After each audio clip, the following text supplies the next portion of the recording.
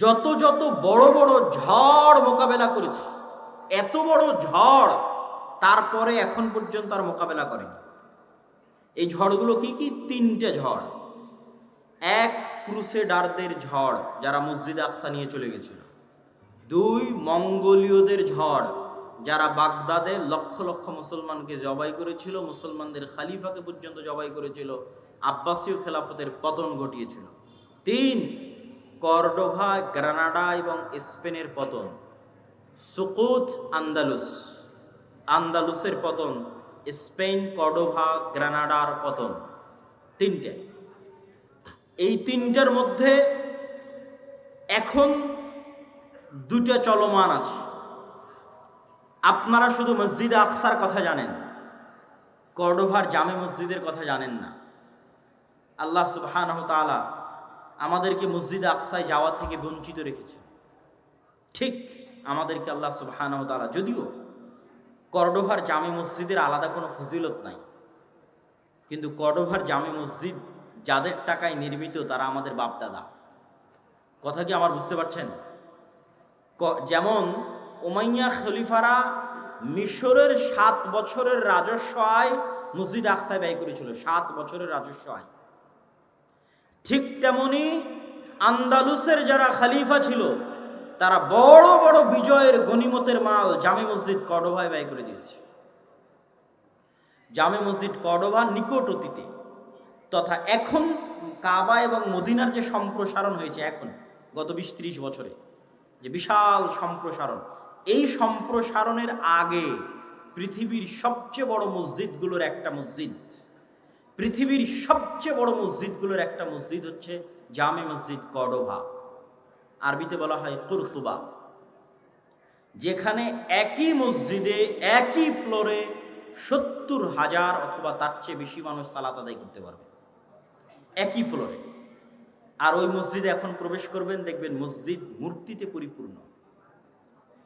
মারিয়াম আলাইহা সালাতু ওয়াস সালাম এবং ঈসা আলাইহিস সালাতু ওয়াস সালামের মূর্তিতে পরিপূর্ণ মসজিদ, তথা খ্রিস্টানদের মা মেরি এবং জেসাস এবং মা মেরির মূর্তিতে পরিপূর্ণ। আর ওখানে একজন মুসলমানকেও ব্যক্তিগতভাবেও সালাত আদায় করতে দেওয়া হবে না। আপনি যদি চুল পরিমাণ আপনার অন্তরে ঈমান থাকে আর আপনি যদি স্পেনে গিয়ে জামে মসজিদ কর্ডোভায় প্রবেশ করেন, তো আপনার চোখ দিয়ে পানি বের হবেই হবে। প্রত্যেক যে মুসলমান যার অন্তরে চুল পরিমাণ ঈমান আছে, সে যদি স্পেনে যায় এবং জামে মসজিদ কর্ডোভায় প্রবেশ করে, তাহলে তার চোখ দিয়ে পানি পড়তে বাধ্য। যে সে মসজিদের মধ্যে দাঁড়িয়ে আছে, মেম্বার আছে, ছাদ আছে, বিশাল মসজিদ, কিন্তু সে সালাত আদায় করতে পারবে না, মসজিদে আজান হয় না। শুধু একটা মসজিদ নয়, এরকম পুরো কর্ডোভায় যত গির্জা আছে, পুরো গ্রানাডায়, পুরো স্পেনে যত গির্জা আছে, প্রত্যেকটা গির্জা মসজিদ। আপনি ধোকায় পড়ে যাবেন। বাহির থেকে দেখলে আপনি ধারণা করবেন এটা মসজিদ, কেননা মিনার আছে। বাহির থেকে দেখলে বুঝবেন মসজিদ, কেননা মেহরাব আছে। তো এটা মসজিদই, মিনার মেহরাব আছে মানে মসজিদ। ভিতরে যেয়ে দেখবেন যে মূর্তিতে পরিপূর্ণ, আসলেই মসজিদ। কিন্তু এখন আজানও নাই, একামতও নাই, মুসলমানও নাই। অথচ ওই মসজিদগুলো যারা ওয়াকফ করেছিল আল্লাহর সন্তুষ্টির জন্য, তারা মুসলমান ছিল। ওই মসজিদগুলোতে যারা দান করেছিল মসজিদ নির্মাণের জন্য, তারা মুসলমান ছিল। এটাই আমি বলছি যে জামে মসজিদ কর্ডোভার হয়তো আলাদা কোনো ফজিলত নাই, কিন্তু জামে মসজিদ কর্ডোভার মুসলমানদের টাকাতেই নির্মিত। ওই স্পেনে এরকম শত শত মসজিদ আছে। এটা এখন পৃথিবীর সবচেয়ে বড় গির্জাগুলোর একটা, ক্যাথিড্রাল বলে ওরা, যে biggest cathedral all over the world. সারা পৃথিবীর সবচেয়ে বড় গির্জাগুলোর একটা হচ্ছে এটা, জামে মসজিদ কর্তুবা। এখানে হাজার হাজার ছাত্র দার্স দিত, দার্স শুনত, ইলমের আলোচনা হতো। বড় বড় আলেম এই সমস্ত মাটি থেকে জন্ম নিয়েছে। ইবনু হাজাম আন্দালুসি, ইবনু আব্দুল বার, হাফিজুল মাগরিব, তারপরে তাফসিরে কুরতুবির লেখক ইমাম কুরতুবি, বড় বড় ইমাম এই সমস্ত শহরে জন্ম নিয়েছে, দিনের কাজ করেছে, দিনের খেদমত করেছে। এই জন্য আমি বলি যে মুসলমানেরা যখন ফুটবল ক্লাবগুলো নিয়ে উন্মাদনা করে, আরও সবচেয়ে বেশি কষ্ট পায় যখন সৌদির যুবকদের দেখি। যে সৌদির যুবকদেরকে তো এখন আরো বেশি উৎসাহিত করা হচ্ছে যে তোমরা এই রাস্তায় আসো, এই লাইনে আসো, তোমাদের শুধু বিনোদন আর পর্যটন নিয়ে ব্যস্ত থাকতে হবে। তো তাদের যখন দেখি যে ওই যে সমস্ত ক্লাব, পৃথিবীর সবচেয়ে বিখ্যাত ক্লাবগুলো হচ্ছে স্পেনের, বার্সেলোনা, রিয়াল মাদ্রিদ, এগুলো বেশিরভাগ এগুলো হচ্ছে স্পেনের শহর। বার্সেলোনা হচ্ছে স্পেনের শহর, মানে এটা এই বার্সেলোনা মুসলমানদের, ওই মাটি ওই জায়গা মুসলমানদের ছিল। তাহলে আপনি যখন ওইটা নিয়ে উন্মাদনায় ব্যস্ত, তখন যদি আপনাকে নিয়ে গিয়ে আমি জামে মসজিদ কুর্তুবার মধ্যে দাঁড় করাই, কর্ডোবার মধ্যে দাঁড় করাই, সৌদি আরবের এই সমস্ত যুবকদেরকে নিয়ে গিয়ে যদি জামে মসজিদ কর্ডোভায় দাঁড় করানো হয় আর বলা হয় না এখন উন্মাদনা করো তোমার বার্সেলোনা নিয়ে আর রিয়াল আর মাদ্রিদ নিয়ে, কেন আল্লাহ তোমাদের কাছ থেকে মসজিদ ছিনিয়ে নিয়েছে? কেন আল্লাহ তোমাদের কাছ থেকে মসজিদ আকসা ছিনিয়ে নিয়েছে? যে সারা পৃথিবীর কোনো মুসলমান আর মসজিদ আকসায় যেতে পারে না, সালাত আদায় করতে পারে না। তো মুসলমানের অন্তরে তো ব্যথা থাকা উচিত যে তিনটা পবিত্র মসজিদ, পবিত্র ভূমি, যেখানে সফর করার আদেশ দেওয়া হয়েছে, যেখানে পড়লে অতিরিক্ত সালাত আদায় করলে অতিরিক্ত নেকির ঘোষণা দেওয়া হয়েছে, এই তিনটা মসজিদের একটা মসজিদ হচ্ছে মসজিদ আকসা। তো ওই মসজিদ আকসায় তো তুমি যেতে পারো না, ওই মসজিদ আকসায় তো তুমি সালাত আদায় করতে পারো না। অথচ আগের যুগের প্রত্যেক মুসলমানেরা ইতিহাস পড়েন, প্রত্যেক যারা মুসলমান আমার বাংলাদেশ থেকে রওনা দিয়েছে, কোনো হাজি একসাথে তিনটা মসজিদ না দেখে ফিরে আসতো না। মানে এটা যে হজ ট্রিপের অংশ, যে আপনি এখন হজ এবং উমরায় যাচ্ছেন, মানে এই ট্রিপে তিনটা মসজিদ থাকবে, মসজিদ আকসা হে, মসজিদ নববী হে, হারাম হয়ে তারপর আপনি বাড়ি যাবেন। আগের যুগের মানুষ হজ করার জন্য সফর করবে আর মসজিদ আকসায় যাবে না, এটা কল্পনার বাইরে, এটা অসম্ভব। আর আপনাদের এখন কতজন হাজি আছে হজ করে আসতেছেন মক্কা থেকে, মদিনা থেকে, মসজিদ আকসায় যেতে পেরেছেন? যেতে দিবে আপনাকে? কেউ দিবে না। সম্মানিত উপস্থিতি, এই কষ্ট অন্তরে থাকতে হবে। এই কষ্ট না থাকলে আপনি অনুভবও করতে পারবেন না, আপনার ইমানও জাগবে না এবং আপনার দ্বারা বিজয় সম্ভব নয়। এই কষ্ট সালাহুদ্দিন আইয়ুবীর অন্তরে ছিল। সালাহুদ্দিন আইয়ুবী পণ করেছিলেন, প্রতিজ্ঞা করেছিলেন, আল্লাহর ঘর কাবায় ততদিন পর্যন্ত হজ করার জন্য যাবেন না। আল্লাহর ঘর কাবায় ততদিন পর্যন্ত হজ করার জন্য যাবেন না যতদিন না আল্লাহর আর একটা ঘর মসজিদ আকসা। কার ঘর বলেন? মসজিদ আকসা কার ঘর? আল্লাহর ঘর। আমি ততদিন পর্যন্ত মক্কার কাবা জিয়ারতে যাব না যতদিন না আল্লাহ সুবহানাহু ওয়া তাআলার আরেকটি ঘর, যেটা মক্কার কাবা তৈরি হওয়ার 40 বছর পর তৈরি করা হয়েছিল, যেই ঘরে যুগে যুগে অসংখ্য নবী প্রেরিত হয়েছে, যেই এলাকাকে আল্লাহ আমাদের পবিত্র কোরআনে বরকতময় এলাকা বলে ঘোষণা করেছেন কয়েক জায়গায়, আমাদের পবিত্র কোরআনে পবিত্র ভূমি হিসেবে ঘোষণা করেছেন কয়েক জায়গায়, সেই আল্লাহর তৃতীয় ঘর মুক্ত না করা পর্যন্ত আমি সালাহুদ্দিন আইয়ুবী আল্লাহর আর একটা ঘর জিয়ারতের জন্য যাব না। আগে আল্লাহ সুবহানাহু ওয়া তাআলার এই ঘর মুক্ত করব, তারপরে আমি আল্লাহ সুবহানাহু ওয়া তাআলার আরেক ঘর জিয়ারতের জন্য যাব। এই হিম্মত, এই চেষ্টা, এই আবেগ সালাহুদ্দিন আইয়ুবীর ছিল, এই জন্য তিনি বিজয় করতে পেরেছিলেন। তাহলে সর্বপ্রথম আমাদের অন্তরে, আমাদের সন্তানদের অন্তরে, আমাদের স্ত্রী পুত্র কন্যার অন্তরে, এমনকি ইতিহাসে লেখা আছে, এই ইতিহাসটার সত্য মিথ্যা আমার জানা নাই, তদন্ত করার সুযোগ হয়নি, যে সালাহুদ্দিন আইয়ুবী রাহিমাহুল্লাহর আব্বা তিনি বিবাহের সময় এই শর্তেই বিবাহ করেছিলেন যে এমন মেয়েকে বিবাহ করবেন যার অন্তরে মসজিদ আকসার ভালোবাসা আছে এবং যেও চায় এমন একটি সন্তান জন্ম দিতে যে মসজিদ আকসা বিজয়ের জন্য তার জীবনকে বিলিয়ে দিবে। মসজিদ আকসা বিজয় করতে পারবে না পারবে সেটা পরের কথা, কিন্তু মসজিদ আকসা বিজয়ের জন্য তার জীবনকে বিলিয়ে দিবে, শহীদ হয়ে যাবে। এই নিয়ত কোন মেয়ের আছে তাকে আমি বিবাহ করতে চাই। সম্মানিত উপস্থিতি, সালাহুদ্দিন আইয়ুবী রাহিমাহুল্লাহর যে যুগ, আমি বলেছি তিনটে মহাবিপদ মুসলমানেরা একই সময় পার করেছে। আমি শুধু তারিখগুলো বলবো, তাহলে আপনি বুঝবেন যে কিভাবে তিনটে যুগ মুসলমানেরা এই সময়ের মধ্যে পার করেছে।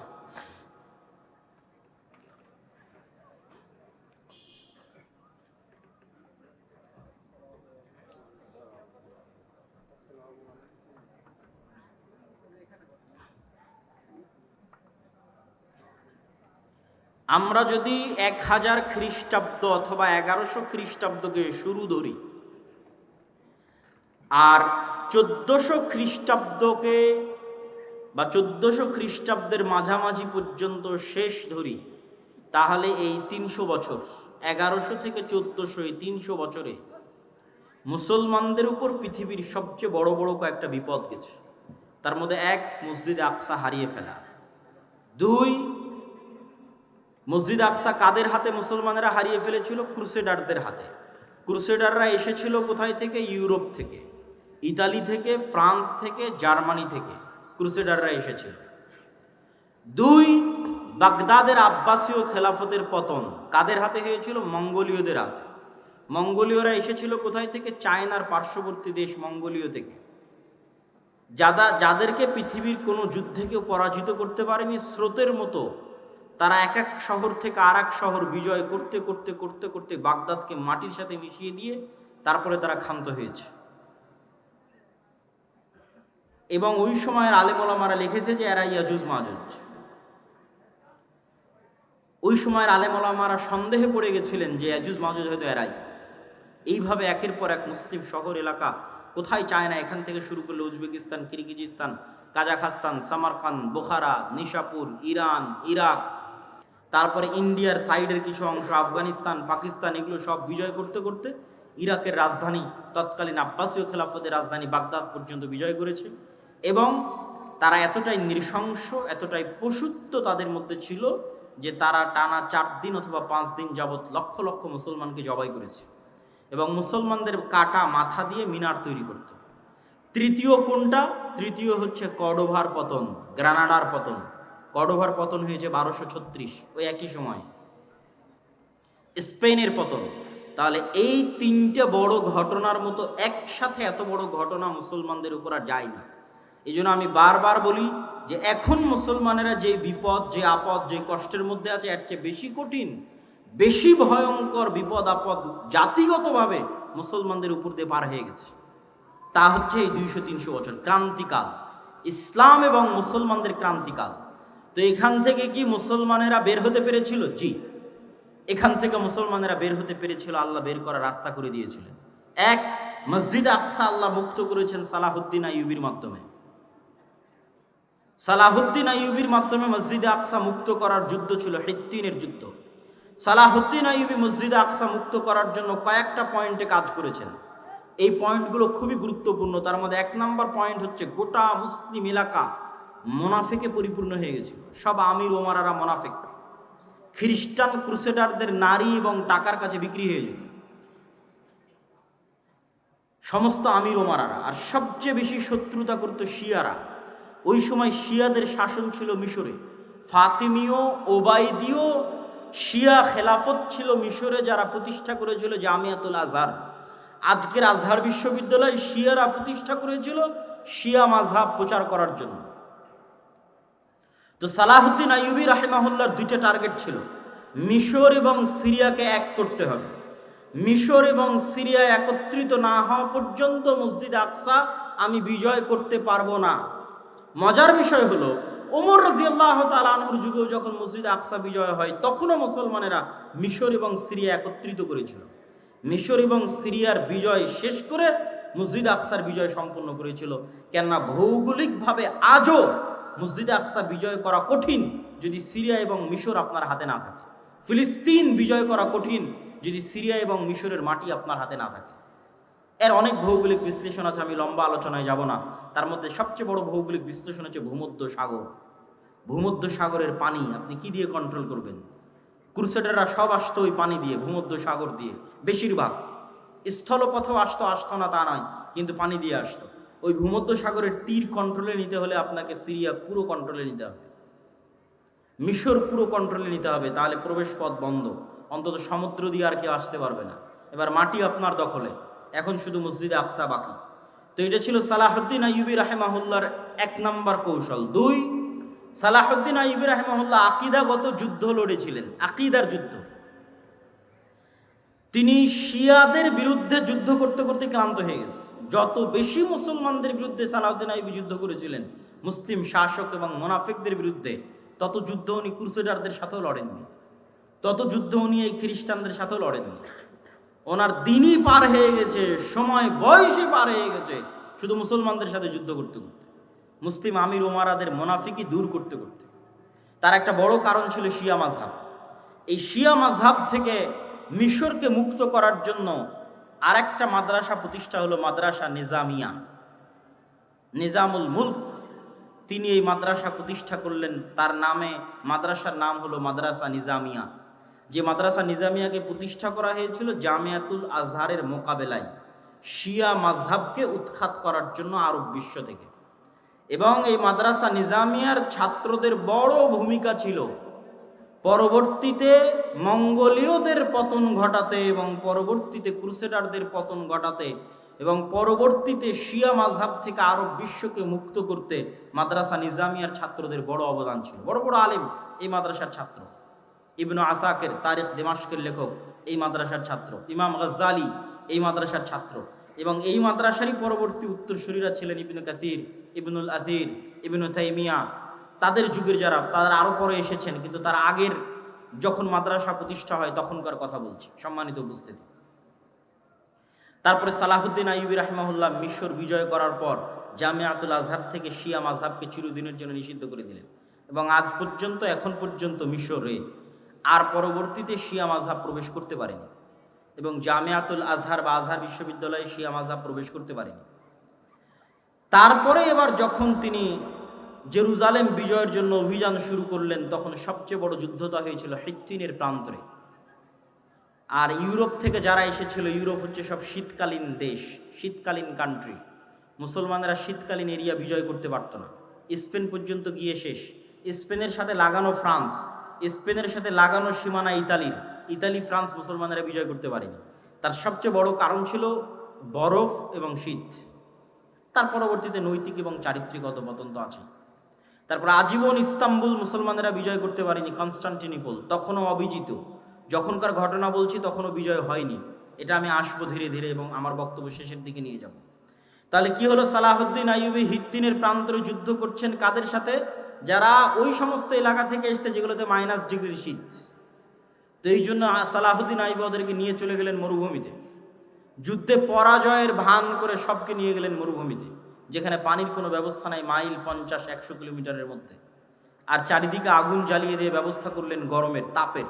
যুদ্ধ ছিল জুন জুলাইয়ের মৌসুম, উপরে সূর্যের তাপ, নিচে মরুভূমির তাপ, আর চারিদিকে আগুনের তাপ। এই তাপ সহ্য করার জন্মগত ক্ষমতা আরবদের আছে, কেননা তারা মরুভূমিতেই বড় হয়েছে। আর যারা ক্রুসেডাররা এসেছে তারা সব এসেছিল শীত দেশ থেকে।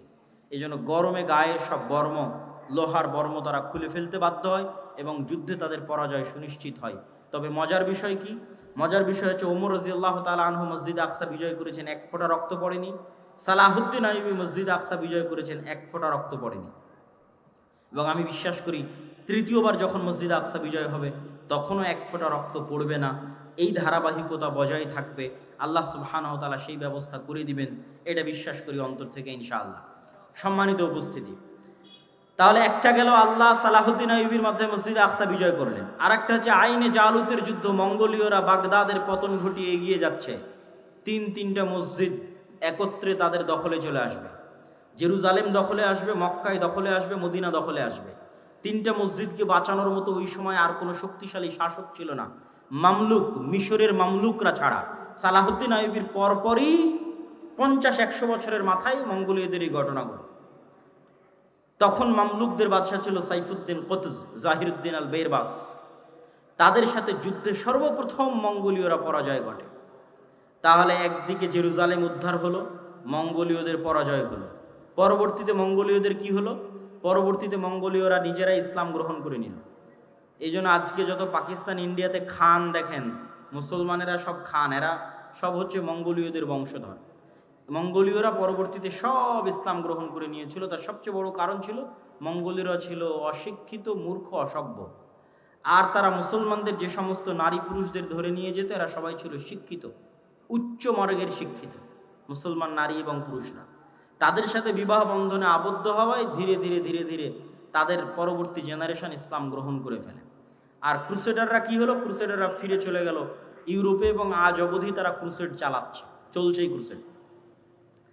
আচ্ছা, এই দুইটা সংকট কাটিয়ে উঠে মুসলমানদের কোনো অর্জন আছে? আছে। স্পেন মুসলমানেরা ফিরে পায়নি, কিন্তু স্পেনের পরিবর্তে আল্লাহ মুসলমানদেরকে এরপরই স্পেনের পরিবর্তে আল্লাহ মুসলমানদের এই দীর্ঘদিন যাবৎ মুসলমানেরা কুস্তুনতুনিয়া বিজয় করতে পারে না। কুস্তুনতুনিয়া বিজয়ের ইতিহাস পড়ে দেখেন, কত শত শত সাহাবি, আল্লাহর তাবি, সাহাবিদের তাবি তাবে তাবি এই কুস্তুনতুনিয়া যুদ্ধে শহীদ হয়েছে। যত চেষ্টা করেছে পারেনি। আবু আইয়ুব আল আনসারী রাদিয়াল্লাহু তাআলা আনহু এই কুস্তুনতুনিয়া বিজয় করতে এসে শহীদ হয়ে গেছে। এই কুস্তুনতুনিয়া বিজয়ের তৌফিক আল্লাহ দিলেন কখন? ক্রুসেডারদের হাতে মসজিদ আকসা হারানোর পরে, আবার মসজিদ আকসা ফিরে পাওয়ার পরে। মঙ্গোলীয়দের হাতে মুসলমানদেরকে চরম শাস্তি এবং আযাব দেওয়ানোর পরে, আবার মঙ্গোলীয়দের হাত থেকে সে আযাব এবং শাস্তি থেকে মুক্তি দেওয়ার পরে। আর স্পেনের গ্রানাডা এবং কর্ডোভার পতনের পরে মুসলমানেরা ইস্তাম্বুল বা আজকের তুরস্ক বিজয় করে, মুহাম্মদ আল ফাতেহ, এবং উসমানীয় খেলাফতের কায়েম হয়। এবং উসমানীয় খেলাফত আমলে মুসলমানদের শান শওকত, শক্তি সামর্থ্য বহাল ছিল। আমি আগেই বলেছি মুসলমানদের রাজনৈতিক বিজয়ের চিহ্ন কি? মসজিদ আকসা আপনার হাতে আছে কিনা? উসমানীয়দের হাতে মসজিদ আকসা ছিল। তারা মসজিদে আকসায় কোনো ইহুদিকে জমি ক্রয়ের পর্যন্ত সুযোগ দেয়নি উসমানীয়রা। কেন? ইহুদিদের ব্রেন ছিল খুব শার্প। তারা আগে জমি ক্রয় করে সেখানে তাদের বসতি স্থাপন করতে চাচ্ছিল উসমানীয় খেলাফতের শেষ আমলে। আজ আমরা এই বিপদে কেন? আজ আমরা এই বিপদে আছি, তার সবচেয়ে মূল কারণ হচ্ছে ঔপনিবেশিক শাসন আমল।